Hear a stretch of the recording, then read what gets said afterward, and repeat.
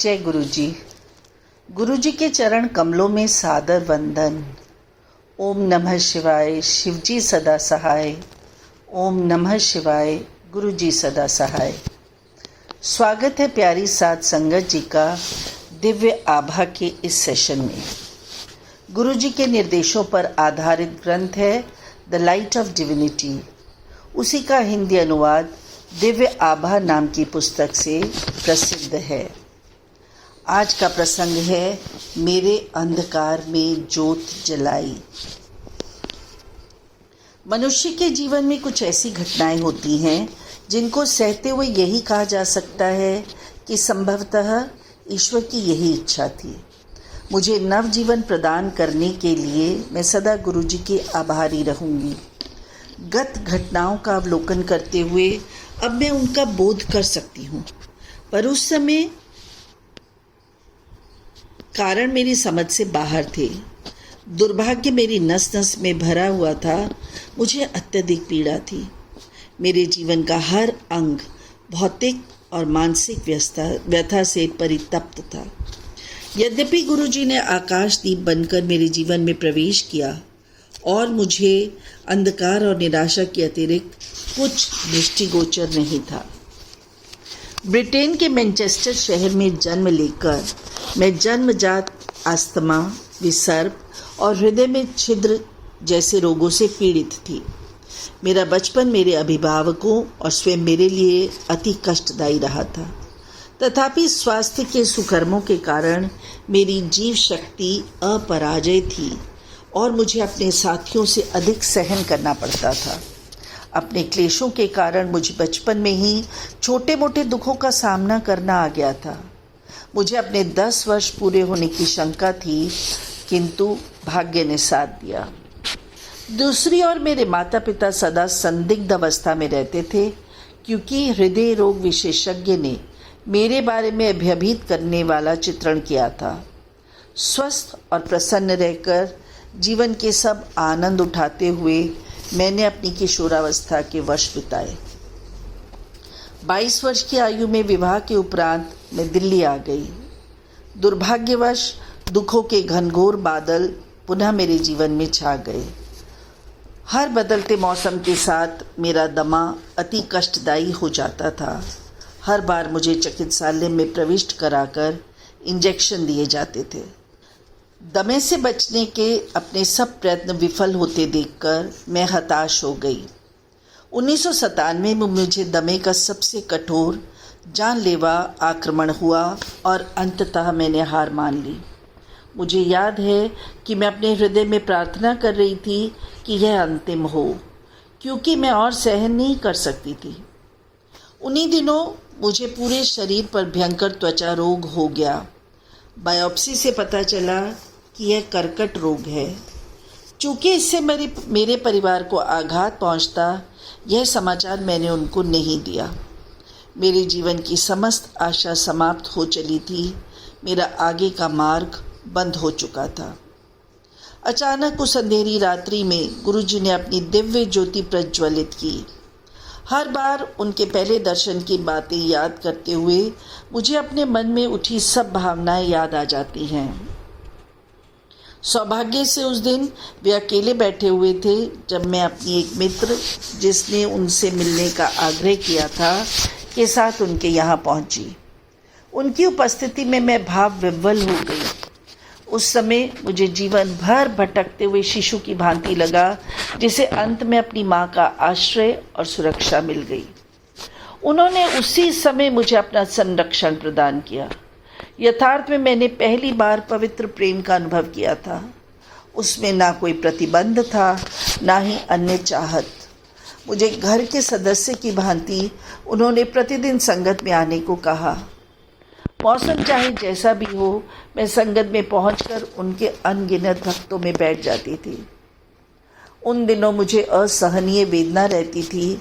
मेरी त्वचा से रक्त और पीप का स्राव बना रहता था। मानसिक रूप से विचलित होने के कारण मुझे समूह में घुटन सी महसूस होती थी। जैसे जैसे समय बीतता गया, गुरुजी ने दया कर मेरा आंतरिक परिवर्तन करना आरंभ कर दिया। मेरे मन से द्वेष और वैर के भाव समाप्त हो गए और मैंने अपनी इस दशा से समझौता करना सीख लिया। क्योंकि अब मैं उसे स्वीकार कर चुकी थी, मैं इस अवस्था में भी संतुष्ट थी। रोग समाप्त हो जाएंगे ऐसा विश्वास मुझे नहीं था।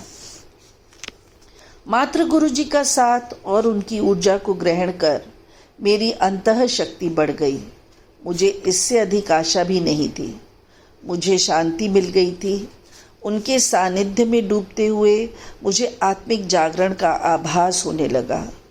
मुझे उनसे ऐसा प्रेम प्राप्त होता था जिसका मैंने कभी आनंद लिया ही ना था। उनका प्रेम ऐसा पवित्र और पावन था जिसका कहीं कोई पर्याय नहीं मिल सकता। बिना किसी नागा के हर संध्या को मैं उनकी ओर प्राकृतिक सहजता से खींची चली जाती थी। उस महत्वपूर्ण दिन उन्होंने सामने अपने पास बुलाया और पंजाबी में कहा, जिससे मैं अनभिज्ञ थी कि उन्होंने मुझे नींबू की भांति निचोड़ दिया है और अब वे मेरा रोग दूर करेंगे। यह देखने के लिए मैं उनकी कृपा के योग्य हूँ या नहीं, उन्होंने मेरे धैर्य का परीक्षण कर लिया है। उस दिन हृदय में आशा और उमंग भरे हुए मैं घर पहुंची। पिछले कुछ महीनों में जब मेरी त्वचा तप्त रहती थी, मैं अपना प्रतिबिंब देखने से कतराती थी। शीशे में अपना दयनीय चेहरा देखना मेरे लिए असंभव था। जीवन में मोड़ तब आया जब गुरुजी ने अपना शाश्वत वरदान देकर मुझे शीशे में देखने का साहस करने को कहा। मुझे साहस की अति आवश्यकता थी। मेरा चेहरा थोड़ा भिन्न तो अवश्य था, किंतु कुछ सप्ताह बीतने पर मुझे अंतर का पता लगने लगा। एक नई मैं, अपने आप से अपरिचित। मैं गुरुजी की कृपा से परास्त हो गई थी। मैं उनकी रोग समाप्ति की क्षमता की कायल हो गई थी। उनके लिए मेरे प्रेम और आदर भाव और अधिक प्रबल हो गए।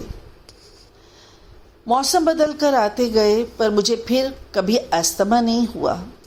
मैं दिल्ली की प्रदूषित वायु में किसी भी अन्य नागरिक के समान श्वास लेती रही। गुरुजी ने मुझे नवजीवन प्रदान किया था।